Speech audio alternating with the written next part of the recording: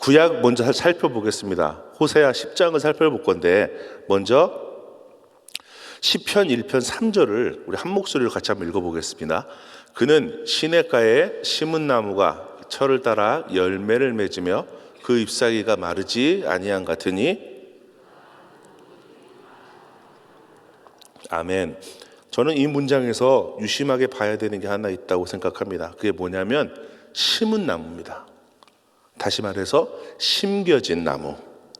누군가가 이 시냇가에 가서 심었다는 거예요.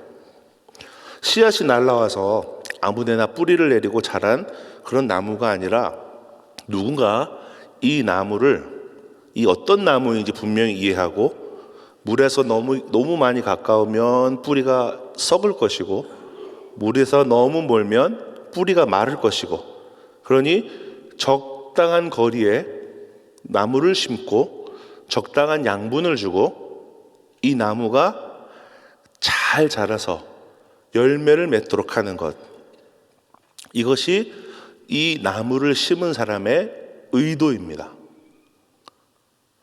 오늘 본문 10장 1절 전반부에 뭐라고 나오냐면 이스라엘은 열매 맺는 무성한 포도나무라고 우리 주님이 말씀하십니다.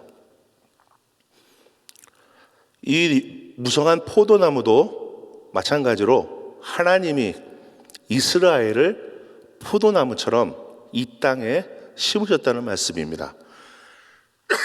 이전에 어느 자료에서 읽은 건데 좋은 포도나무가 맺히는 땅에 대한 내용입니다. 자, 포도는 어디 포도가 제일 좋아요? 우리 마켓 가면 칠레 포도 뭐 이런 저기 포도들이 많이 나오잖아요. 포도가 어디가 유명하냐고 찾을 때는 교회에서 죄송한 얘기지만 포도주로 유명한 동네를 찾으면 됩니다. 거기가 뭐 프랑스고 이탈리아고 칠레, 그다음에 우리 캘리포니아에도 포도 밭이 굉장히 좋은 밭이 있죠. 이 포도나무가 그냥 평지에 나무가 뿌리를 내리는 것이 아니고 산을 끼고 있는 계곡, 지층이 다양한 곳에서 포도나무를 심습니다. 포도나무가 물이 적을 때 뿌리를 깊게 내려서 땅 속에 있는 양분을 빨아들이죠. 그런데 땅이 지층이 다양할수록 그 안에 있는 양분도 다양합니다. 그러니 그 지층이 다양한 곳에 뿌리를 내리면 각종 양분을 빨아들여서 굉장히 좋은 포도를 맺게 되는 겁니다. 다시 말하면 포도가 그렇게 잘 자랄 수 있는 곳에 어느 누군가가 그 나무를 심고 가꾸었기 때문에 오늘 말씀에 나오는 열매 맺는 무성한 포도나무가 되는 겁니다. 하나님이 아브라함에게 약속하신 그대로 이스라엘 백성들을 큰 민족을 이루고 성장하게 하셨습니다. 다시 말해서 이스라엘이 무성하고 열매 맺는 포도나무로 만들어지기 위해서 우리 하나님은 이스라엘을 적당한 곳에 심으시고 그들에게 필요한 것들을 제공해 주셨습니다. 그렇다면 우리 삶에도 같은 역사를 하시겠죠. 우리 삶에 연약한 부분도 있겠지만 주님이 꼭 필요한 곳에 그 나무를 심으시고 우리를 심으시고 우리에게 필요한 양분을 주셔서 우리가 이렇게 주님 안에서 성장하고 하나님을 섬겨나갈 수 있도록 인도해 주시는 줄로 믿습니다. 그런데 문제는 어디냐면 한 절이 호세아서 10장 1절이 채 끝나기도 전에 그 열매가 제대로 쓰임받지 않는 장면이 나옵니다. 그 열매가 많을수록 제단을 많게 하며 그 땅이 번영할수록 주상을 아름답게 한다고 말씀합니다. 다시 말하면 열매가 많을수록 이스라엘이 성장하면 성장할수록 하나님께 영광을 돌리고 하나님의 것이 되어야 되는데 이스라엘이 성장하면 성장할수록 이방신들의 제단을 세우고 또 그 땅이 번영할수록 하나님께 영광을 돌리고 하나님이 주신 겁니다 라고 고백을 해야 되는데 우상을 만들고 그것들을 장식하고 그 앞에 절하는 것에 마음을 쏟고 있다는 겁니다. 이렇게 시작한 말씀은 계속 이어서 이스라엘의 악행을 고발합니다. 호세아 10장 3절에 보니까 우리가 여호와를 두려워하지 않으므로 우리에게 왕이 없다.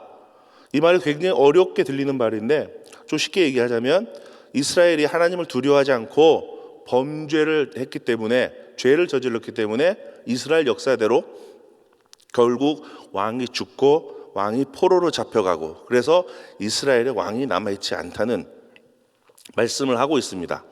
게다가 후반에 보니까 왕이 우리를 위하여 무엇을 하리요? 이미 그렇게 해서 이스라엘이 멸망하게 되었으니 왕이 있다 한들 무슨 소용이 있겠냐 하며 한탄할 정도로 이스라엘은 이미 무너져 가고 있습니다. 왜? 주님이 포도나무로, 무성한 포도나무로 심어주셨는데 열매를 맺고 그 땅이 풍족해질수록 하나님께 영광을 돌리지 않고 이방 우상을 섬기고 이방 신에 빠져 있기 때문에 주님이 그 길을 인도하시지 않으므로 결국은 포도나무가 열매를 맺을수록 성장하지 않고 오히려 어려움에 빠지고 있다는 겁니다. 호세아서 10장 4절에 보니까 더 한심한 말들이 나옵니다. 그들이 헛된 말을 내고 거짓 맹세로 언약을 세운다. 주의 백성들이 주 앞에 진실해야 될 텐데 그렇지 못하고 악한 삶을 살아가고 있다는 겁니다.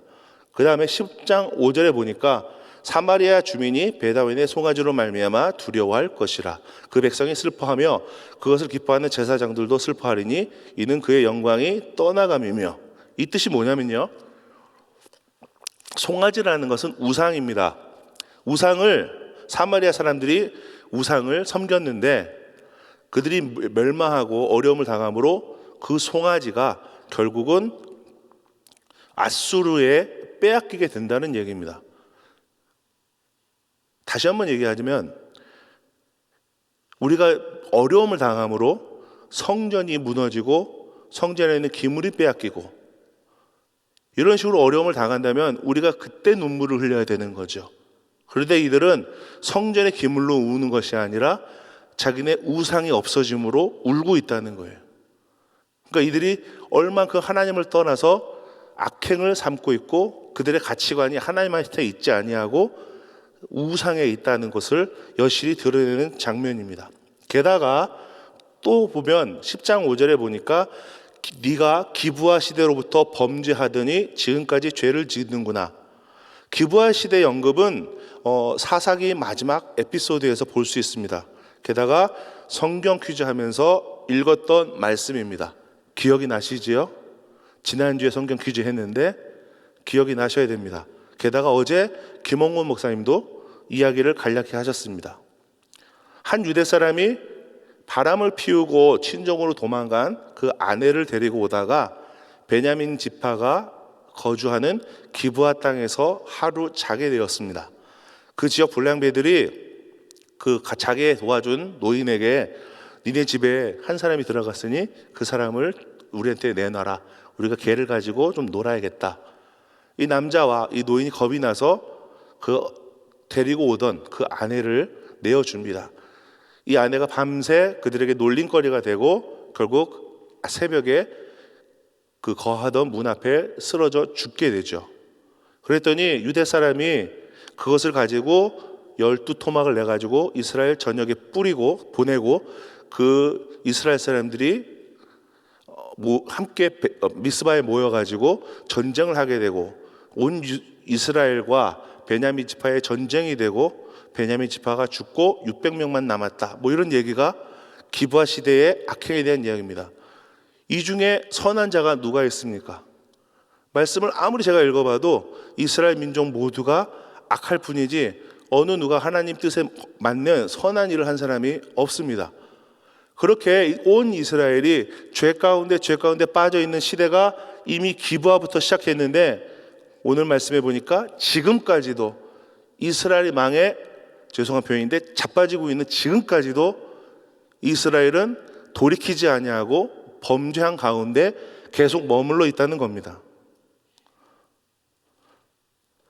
이 시대에 우리도 하나님이 이 땅에 심으신 포도나무인 줄로 믿습니다.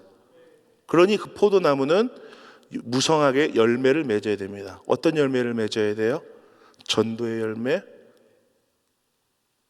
복음이 퍼져나가는 교회가 세워지는 열매, 성도들이 변해가는 열매들, 하나님을 알지 못하는 사람이 하나님을 알아가는 것들, 교회가 땅끝까지 복음을 전하고 가난한 사람을 돕고, 이런 모든 열매들이 귀한 열매들이 맺어야 될 텐데 과연 우리 삶에는 어떠한 열매들이 맺어지고 있습니까? 여러분들의 열매는 도대체 무엇입니까? 하고 물으면 자신 있게 하나님의 열매입니다 하고 대답하실 수 있으십니까? 저도 솔직히 자신을 못하겠어요. 그러니 우리 인생이 지금부터라도 주님 앞에 무성한 포도나무처럼 귀하고 아름다운 열매를 맺는 우리 은혜 한입교회가 됐으면 좋겠습니다. 그래서 어느 누가 봐도 그 교회 가니까 그 열매가 와 하면서 칭찬할 수 있는 그런 귀한 교회가 됐으면 좋겠습니다. 아멘. 자, 우리 신약을 살펴보겠습니다. 오늘 말씀 8장에는 7번째 인이 떼어지는 장면입니다. 지금까지 나왔던 내용들을 우리 다시 한번 그림을 보면서 살펴보겠습니다. 잘 보이실런지 모르겠는데 첫 번째 우리 7인이 떼어지는 장면부터 시작하죠. 첫 번째 인이 떼어지자 흰색 말이 나오고 이기려는 자가 있었다라고 얘기하고 있고요.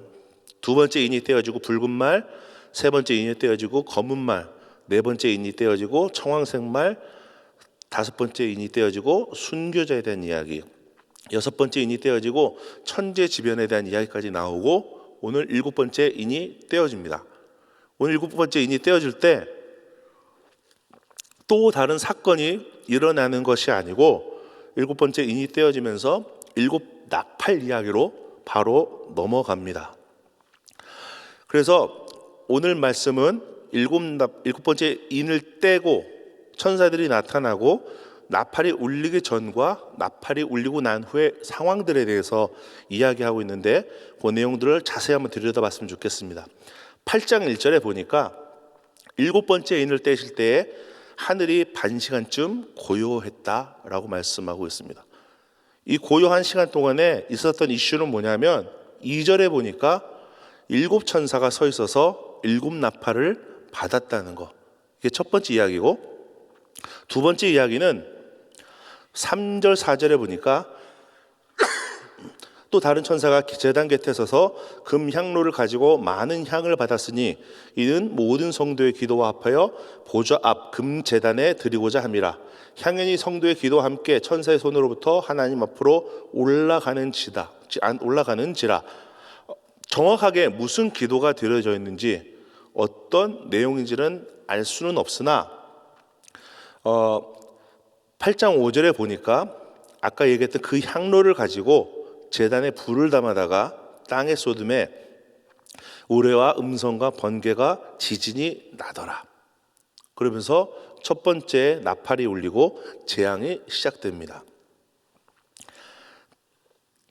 첫 번째 천사가 나팔을 불었을 때 피 섞인 우박과 불이 나서 땅에 쏟아졌습니다. 그리고 두 번째 천사가 나팔을 불었고 불 붙는 큰 산과 같은 것이 바다에 던져졌습니다. 그리고 세 번째 천사가 나팔을 불었고 횃불같이 타는 큰 별이 하늘에서 떨어졌습니다. 그리고 넷째 천사가 나팔을 불었고 해와 달, 별들이 타격을 받아서 어두워졌습니다. 그리고 맨 마지막 절에 그와 함께 공중에 나는 독수리가 땅에 사는 자들에게 화가 있을 것이라고 말했습니다. 자, 이 이야기를 다시 한번 얘기해 보겠습니다. 성도들의 기도로 향로를 쏟으니 땅에 재앙이 시작됐습니다.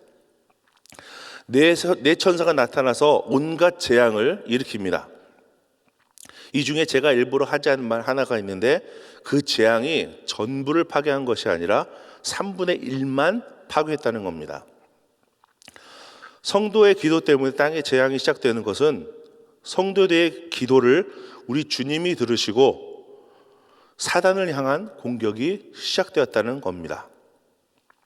오늘 말씀은 네 번째 나팔까지 기록하고 있지만 이후에 7번째 나팔이 울린 후에 하나님의 심판이 멈추고 하늘에서 찬양 소리가 났다고 기록하고 있습니다. 그렇다면 하나님의 나팔이 울리고 시작된 재앙, 다시 말해서 하나님의 심판은 우리의 기도를 시작으로 하나님이 사단의 권세를 멸하시고 우리는 모든 영광과 존귀를 주님께 돌리게 되는 것입니다. 그러나 이 땅에 사는 자들이 있기 때문에 우리 주님은 모든 것을 파괴하는 재앙이 아니라 3분의 1만 파괴되는 재앙을 일으키셨다는 겁니다. 이 시점에서 제가 오늘 한 절 말씀을 발표하겠습니다. 8장 13절 마지막에 보니까 내가 또 보고 들으니 공중에 날아가는 독소리가 큰 소리로 이르되 땅에 거하는 자들에게 화가 있으리로다. 이 외에도 새 천사의 불 나팔 소리를 인함이로다 하더라. 이미 우리는 계시록 7장에서 하나님에게 인침을 받은 자, 하나님의 자녀가 된 자, 구원을 얻은 자에 대해서 말씀을 배웠습니다. 그렇다면 하나 질문할 것이, 우리 성도님들은 하나님의 인침을 받은 사람입니까? 그 옛날 우영우라는 드라마처럼 하나님의 인침을 받은 사람입니까? 대답하시죠? 맞습니까? 어느 자리 가서 이렇게 물으면 순간 움찔하시는 분들이 계세요. 그래서 한번 여쭤보는 거예요. 우리 항상 이 믿음에 대해서 늘 고민하면서 아멘으로 대답하셔야 되는 줄로 믿습니다. 우리는 하나님의 심판 속에서도 재앙과 고난을 당하지 않는, 재앙과 고난에 속하지 않은, 어려움을 당하지 않을 사람입니다. 13절의 독수리가 말하는 이 땅에 거하는 사람들에게 화가 미칠 것이다, 화가 있을 것이다 하는 것은 나를, 우리 교회를, 우리 성도를 향한 것이 아니라 하나님을 알지 못하는, 인침을 받지 못하는, 그렇게 이 땅에 거하는 사람들을 향한 것입니다. 제가 신학교에서 분명하게 배운 것은 주님이 오시는 그 마지막 때에는 그들을 구원할 방법이 없습니다. 왜냐하면 이미 심판은 끝났기 때문입니다. 그러니 주님을 알지 못하고 이 땅에 거하는 사람들은 환난이 올 때 환난을 피할 수 없고, 우리 주님이 오실 때 심판을 면할 수 없습니다. 그게 복음이 주시는 약속입니다. 그렇다면 궁금한 것은 이 땅에 거하는 이들, 아직 인침을 받지 못한 사람들, 하나님을 알지 못하는 사람들, 그 사람들을 구할 방법은 없을까 하는 질문입니다. 어떻습니까? 방법이 있습니까? 없습니까? 방법이 있으니까 이 얘기를 하겠죠? 방법이 없으면 굳이 이 얘기를 왜 하겠어요? 주님이 오시기 전에, 지금 이 시대에 우리가 사역하는 지금 이 시간에 우리가 복음을 전하는 방법입니다. 그것이 하나님을 알지 못하는 사람, 이 땅에 사는 사람, 하나님의 인침을 받지 못하는 사람들을 구원할 수 있는 마지막 기회인 겁니다. 그러기에 우리가 열심히 돈 벌어서 교회에 헌금하고 그 돈을 허튼 곳에 쓰지 아니하고 온 땅의 선교지에 돈을 보내고 그 돈으로 그 땅을 복음화시키고 변해가게 하고, 그것이 우리가 하는 사역이잖아요. 그죠? 그럼 하나 또 궁금한 것은, 여러분들은 돈을 보내는 만큼, 누가 그러더라고요. 돈이 가는 곳에 마음도 간다고. 우리가 돈을 보내는 만큼 그 선교지를 향해 우리 마음이 열려 있는가 하는 겁니다. 현지에서 그 땅을 열심히 섬기고 계신 선교사님은 복음을 전하고 있고, 우리도 사실상 할 수 있는 대로 열심히 복음을 전하며 교회와 하나님의 나라를 부흥시켜 가고 있습니다. 그런데 하나 제가 마음에 불편한 것은, 현실적인 얘기니까 좀 이해하고 들으세요. 100%의 성도가 전부 다 하나님의 복음을 전하고 있는가 하는 질문에 우리들은 대답을 할 수 없다는 거예요. 우리 그룹들도 살펴보면 어떤 그룹은 선교의 열정이 있어서 거의 온 그룹 사람들이 번갈아가며 선교지에 나가고 복음을 전하는 그룹도 있습니다. 그런데 어떤 그룹은 아직 연약하여서 또 여러 가지 이유로 어쩌다 한번 가거나 못 가는 그룹들도 더러 있습니다. 그 책망하고자 함이 아니라 우리의 현실을 돌이켜보고 정말 어떻게 복음을 전할 수 있는지에 대해서 고민해보자는 얘기입니다. 성도들로 말하면 시간의 여유, 재정의 여유가 허락하는 한 자주 선교에 동참하는 성도들이 있는가 하면 내 몸 하나 지켜나가는 것도 버거워하는 성도님들도 계십니다. 저마다의 사정이 있어서 참여하지 못하는 그 사정은 이해는 하지만 하나 제가 하고 싶은 이야기는 애들이 더 큰 다음에 선교 나갈게요. 애들이 다 크기 전에 주님 오시면 어떻게 하시려고요? 집 한 채 살 만큼은 있어야죠. 집 한 채 준비하고 선교할게요. 그 집 다 지어지기 전에 주님 오시면 어떻게 하려고요? 지금 하는 일 다 끝내고요. 지금 이거 굉장히 저한테 중요한 일이거든요. 이거 해야 제가 살아요. 그런데 그 일 다 끝나기 전에 주님이 먼저 오시면 어떻게 하시려고요? 이 땅에 일 다 내려놓고 교회 생활만 열심히 하라, 그런 이단처럼 그렇게 살아가라는 그 얘기를 하는 것이 아닙니다. 우리 삶의 우선순위를 어디에 놓을까 하는 것입니다. 세상을 섬기는 만큼 하나님의 나라도 섬겨야죠. 세상의 일이 중요한 만큼 하나님의 일도 중요하잖아요. 어떻게 보면 하나님의 일이 더 중요하니까 하나님의 일이 1번, 그러고 나서 세상의 그 수많은 일이 2, 3, 4번이 되어야지요. 살아도 주를 위해 살고 죽어도 주를 위해 죽고, 이것이 우리 삶의 1순위가 되어야 되는데 힘든 세상 열심히 살아가다 보니까, 집중하다 보니까 세상이 1번이 되더라고요. 어쩔 수 없는 건 이해합니다. 그러나 날마다 기도하시면서 돌이켜서 주님이 1번에 오시게 하셔야 돼요. 그래서 주님을 섬기는 일이 먼저고, 주님을 어떻게 섬길 수 있을까? 그렇지, 나에게 비즈니스라는 걸 주셨지, 나에게 재능이라는 걸 주셨지, 나에게 물질을 주셨지, 나에게 시간을 주셨지. 이렇게 나의 가진 것으로 주님을 섬겨나가며 세상을 변화시켜 나가는 것이 우리 성도들이 해야 될 일인 줄로 믿습니다. 언제 한다고요? 오늘 말씀, 화가 미치기 전에. 화가 미치고 나면 어떻게 돼요? 다 끝났어요. 더 이상 우리는 돌이킬 방법이 없고 그들을 구원할 방법이 없단 말이에요.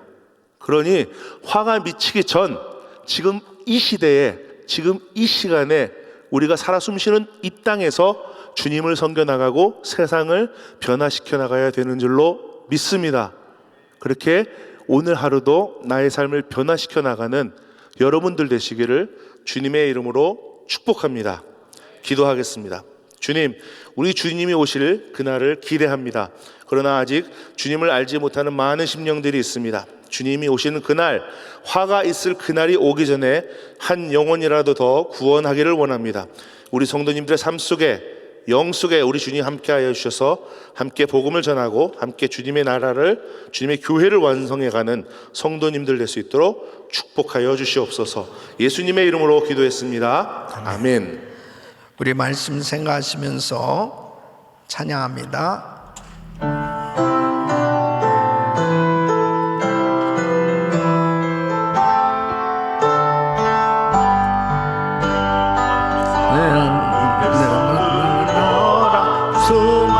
우리 박수 치시면서 한가 주의 복음 들고 생명을 구원하는 곳으로 큰 권세 주께 있으니, 큰 권세 주께 있으니, 너는 가서 주의 복음 전하라. 주가 너 항상 지키시라. 구원의 문은 넓게 열렸으니 십자가 분명히 일어나라. 너희의 힘을 하나로 뭉쳐 사슬을 끊어라. 큰 권세 주께 있으니, 큰 권세 주께 있으니, 큰 권세 운전하라. 주가 너 항상 지키리라. 어쩌나 만민승리의 그날을 영광과 찬송 주께 드리네. 소개하니 구원받았으니 기쁘게 할렐루야 부르세. 큰 권세 주께 있으니, 큰 권세 주께 있으니, 너는 가서 주의 복음 전하라. 주가 너 항상 지키리라. 아멘, 아멘. 우리는 날마다 하나님의 음성을 듣고 살아야 합니다. 하나님 말씀 가운데 거해야 합니다. 이스라엘 백성들을 하나님께서 너무나 사랑하시잖아요. 그런데 그 사랑하는 자녀들, 택한 백성들을 징계하실 때 하나님 마음이 얼마나 아프시겠어요. 징계를 하시는 그 이유는 사랑하기 때문이거든요. 돌이키라고. 그럼에도 불구하고 이 이스라엘 백성들이 그렇게 징계를 받으면서도 돌이키지 못하고 깨닫지 못하는 그 이유가 무엇일까요? 하나님께서 징계를 하기 전에 먼저 하나님의 종, 선지자들을 보내서 말씀을 먼저 주신단 말이에요. 근데 그 말씀을 안 들어요. 말씀을 안 들으니까 도무지 하나님에 대한 이 지식이 없으니까 징계를 받으면서도 뭐가 잘못됐는지를 깨닫지 못하는 거죠.